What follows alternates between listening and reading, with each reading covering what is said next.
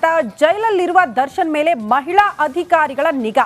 Ballari SP doctor Shobha ರಾಣಿ ಅವರು ಜೈಲು ಅಧೀಕ್ಷಕಿ R Lata ಭದ್ರತೆಯನ್ನು ಒದಗಿಸುತ್ತಿದ್ದಾರೆ. ಪ್ರತಿ ಒಂದು ಚಲನವಲನವನ್ನ ಕೂಡ ಅವರು ವೀಕ್ಷಣೆ ಮಾಡ್ತಿದ್ದಾರಂತೆ. ವಿಶೇಷ ಪ್ರಕರಣವನ್ನ ನಿಭಾಯಿಸುವ ಅನುಭವ ಹೊಂದಿದ್ದಾರೆ ಅಧಿಕಾರಿಗಳು. ವಿವಿಧ ಜೈಲುಗಳಲ್ಲಿ 15 ವರ್ಷಗಳಿಂದ ಕೆಲಸ ಮಾಡಿರುವಂತಹ ಅನುಭವ ಕೂಡ ಇದೆ. ಖಡಕ್ ಅಧಿಕಾರಿಗಳ ಮೇಲೆ ನಂಬಿಕೆ ಇಟ್ಟು ದರ್ಶನ್ ಶಿಫ್ಟ್ ಮಾಡಲಾಗಿದೆ. ಹೀಗಾಗಿ ಬಳ್ಳಾರಿ ಜೈಲಲ್ಲಿ ಸಾಮಾನ್ಯ ಕೈದಿಯಂತೆ ದರ್ಶನ್ ಇದ್ದಾರೆ.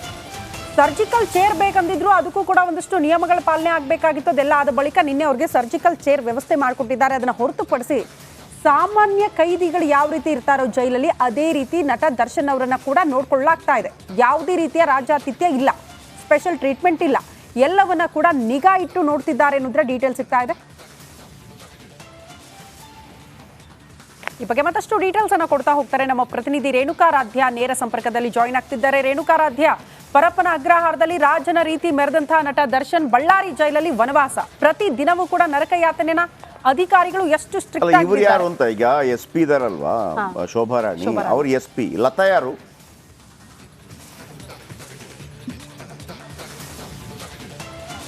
ಅಧೀಕ್ಷಕಿ, ಜೈಲು ಅಧೀಕ್ಷಕಿ. ಓಕೆ, ಹೇಗೆ ಇವರಿಬ್ಬರ ಹಿನ್ನೆಲೆಗಳು? ಈಗ ಇಡೀ ದಾಸರನ್ನ ನೋಡ್ಕೊಳ್ತಾ ಇರೋದು ಇವರ ಒಬ್ರು ಶೋಭಾ ರಾಣಿ, ಮತ್ತೊಬ್ರು ಲತಾ ಮೇಡಮ್.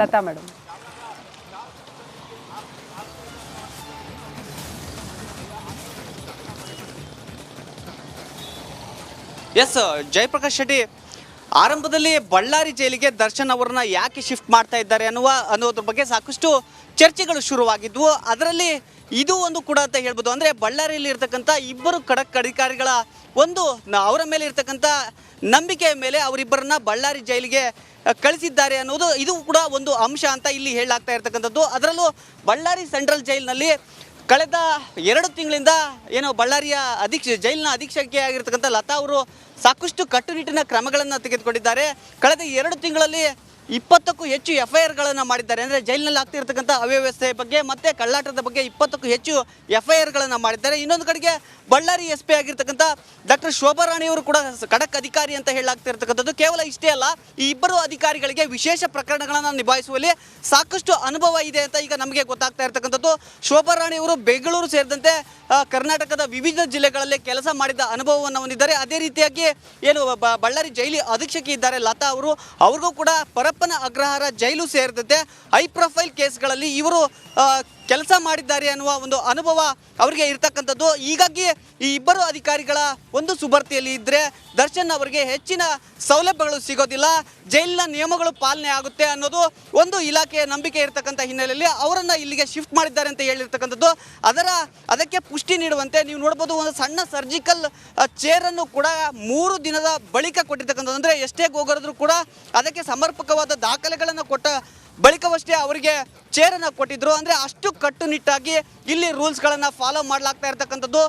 ಜೈಲಿನ ಒಳಗಡೆ ಅಧಿಕಾರಿಯಾಗಿರ್ತಕ್ಕಂಥ ಲತಾ ಅವರು ಒಂದು ಕಠಿಣ ಕ್ರಮಗಳನ್ನು ಕೈಗೊಳ್ತಾ ಇದ್ರೆ, ಜೈಲಿನ ಮುಂಭಾಗ ಸೆಕ್ಯೂರಿಟಿ ಆಗಿರ್ಬೋದು, ಮತ್ತು ದಿನನಿತ್ಯ ಬೆಳಗ್ಗೆ ಮತ್ತು ಸಂಜೆ ಜೈಲಿಗೆ ಹೋಗಿ ಪರಿಶೀಲನೆಯನ್ನು ಮಾಡ್ತಕ್ಕಂಥದ್ದು ಬಳ್ಳಾರಿ SP ಶೋಭಾ ರಾಣಿ. ಹೀಗಾಗಿ ನೋಡಿ, ಒಬ್ಬರು ಒಂದು ಕಾಲ ಹೇಗಿತ್ತು ಹೆಣ್ಮಕ್ಳು ಅಂತಂದರೆ, ನಾವು ಪದೇ ನನಗೆ ಒಂದು ಪ್ರಶ್ನೆ ಉದ್ಭವ ಆಗೋದು, SSLCಯಲ್ಲಿ ಮಹಿಳೆಯರು ಏನು ಬಾಲಕಿಯರು ಮೇಲುಗೈ, ಆಮೇಲೆ PUC ಹುಡುಗಿಯರೇ ಟಾಪ್, ಎಲ್ಲಿ ಹೋಗ್ತಾರೆ ಅವರು ಅಂತ ಮದುವೆ ಆಗಿ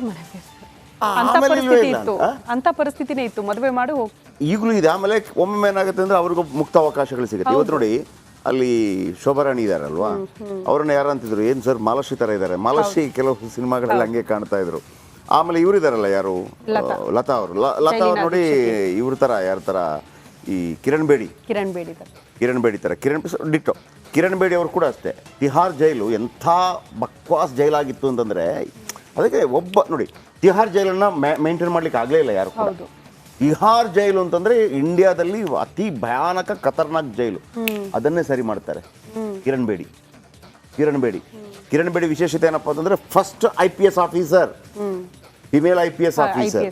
ಆಮೇಲೆ ಅವರನ್ನು ನೋಡಿ ಕೆಲವು ಸೀರಿಯಲ್ಗಳೆಲ್ಲ ಬಂತು, ಉಡಾನ್ ಅಂತೆಲ್ಲ ಸೀರಿಯಲ್ ಬಂತು, ಅದನ್ನು ನೋಡಿ ಎಷ್ಟೋ ಜನ ಹೆಣ್ಮಕ್ಳು ಪೊಲೀಸ್ ಆಫೀಸರ್ ಆಗಿದ್ದಿದೆ. ಎಷ್ಟೋ ಜನ ಕಿರಣ್ ಬೇಡಿ ಅವರನ್ನು, ಇವತ್ತು ಶೋಭಾ ರಾಣಿ ಇರ್ಬೋದು, ಲತಾ ಅವರು ಇರ್ಬೋದು, ಅವರಿಗೆ ಯಾಕೆ ನಾವು ಹೆಚ್ಚೆಚ್ಚು ಪ್ರಚಾರಗಳನ್ನು ಕೊಡ್ತಾ ಇದ್ದಂದರೆ ಈ ಕೇಸ್ ಅನ್ನೋ ಕಾರಣಕ್ಕಾಗಿ ಅಲ್ಲ. ಇದನ್ನು ನೋಡಿದಂಥ ಹೆಣ್ಮಕ್ಳು ಬರಬೇಕು, IAS IPSಗಳಾಗಬೇಕು, ಆಮೇಲೆ ಅವ್ರಿಗೂ ಅಷ್ಟೇ ಒಂದು ಸಮಾನತೆ ಸಿಗಬೇಕು. ಆ ಟಾಪರ್ಸ್ಗಳು ಇದ್ದಂಥವ್ರು ಕೇವಲ ಅಡುಗೆ ಮಾಡೋ ತಪ್ಪು ಅಂತ ನಾನು ಹೇಳ್ತಾ ಇಲ್ಲ, ಅದಕ್ಕೆ ಮಾತ್ರ ಸೀಮಿತ ಆಗಬಾರ್ದು.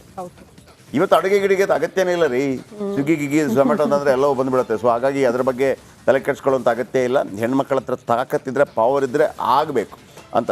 ಆಮೇಲೆ ನಾನು ಕಿರಣ್ ಬೇಡಿ ಅವ್ರ ಬಗ್ಗೆ ಹೇಳಿದ್ನಲ್ವಾ, ಕಿರಣ್ ಬೇಡಿ ಅವರು ಆಗಿನ ಈ ಹಿಂದೆ ಕೂಡ ಹೇಳಿದ್ದೆ, ಆಗಿನ ಪ್ರಧಾನಮಂತ್ರಿ ಆಗಿದ್ದಂಥ ಇಂದಿರಾ ಗಾಂಧಿ ಅವರಿಗೆ ಚಾಲನೆ ಕಟ್ ಮಾಡ್ತಾರೆ.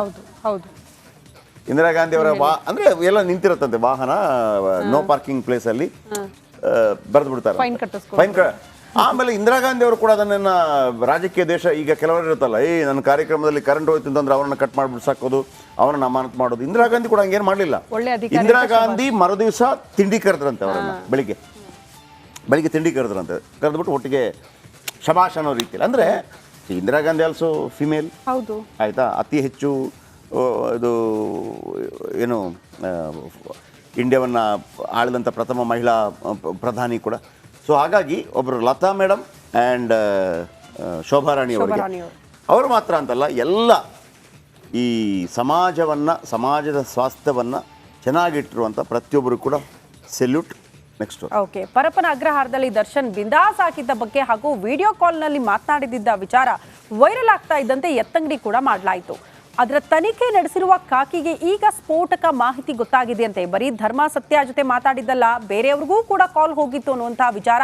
ಆ ಕುರಿತ ಒಂದು ರಿಪೋರ್ಟ್ ಇಲ್ಲಿದೆ ನೋಡಿ.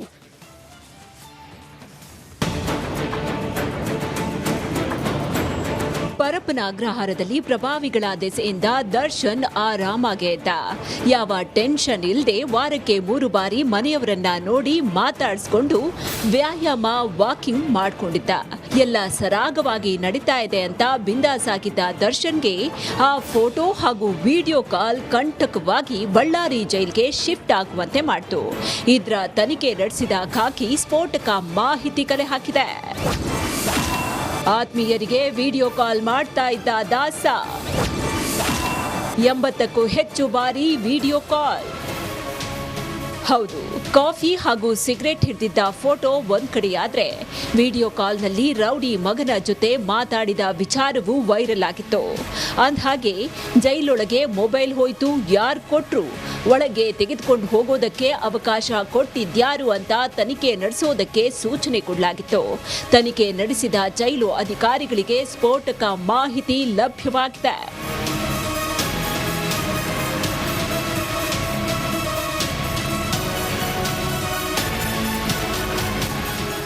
ಜೈಲಲ್ಲಿದ್ಕೊಂಡೇ ದರ್ಶನ್ ಒಂದಲ್ಲ ಎರಡಲ್ಲ ಬರೋಬ್ಬರಿ 80ಕ್ಕೂ ಹೆಚ್ಚು ಬಾರಿ ವಿಡಿಯೋ